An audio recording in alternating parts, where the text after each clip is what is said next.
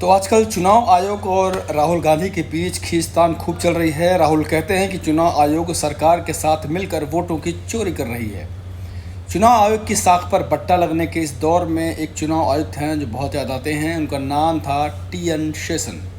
साल 1990 से 96 तक देश के मुख्य चुनाव आयुक्त रहे। जैसे ही उन्होंने ये पद संभाला, उनके एक इंटरव्यू ने खूब सुर्खियां बटोरी थी। उन्होंने कहा था कि मैं नाश्ते में एक नेता खाता हूँ। शेषन को भारत का सबसे सख्त और मजबूत चुनाव आयुक्त कहा जाता है।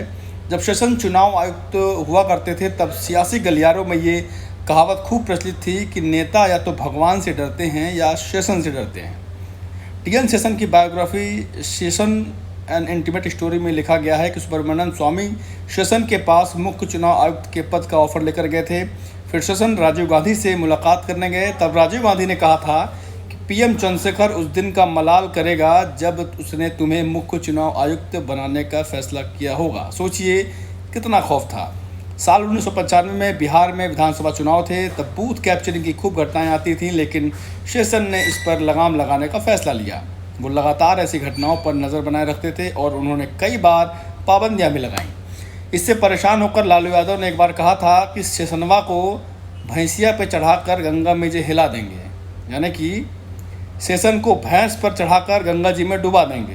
हालांकि माना जाता है कि शेषन के प्रयासों के चलते बिहार में बेहद निष्पक्ष चुनाव हुआ। ऐसे तमाम किस्से हैं।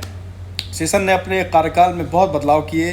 कुछ एक दो जो मुझे याद है मैं बताता हूँ कि शेषन ने ही चुनावी आचार संहिता को लागू कराया था। वोटर आईडी में जो फ़ोटो आप जो लगे देखते हैं, ये शेषन का ही फैसला था। शेषन के कार्यकाल में ही उम्मीदवारों के खर्चों पर अंकुश लगा था।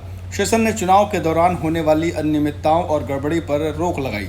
ऐसे में आज चुनाव आयोग को खुद की साख पर जो बट्टा लगा है उसे ठीक करना होगा ताकि उनकी इज्जत बची रहे और निष्पक्ष चुनाव हो सके।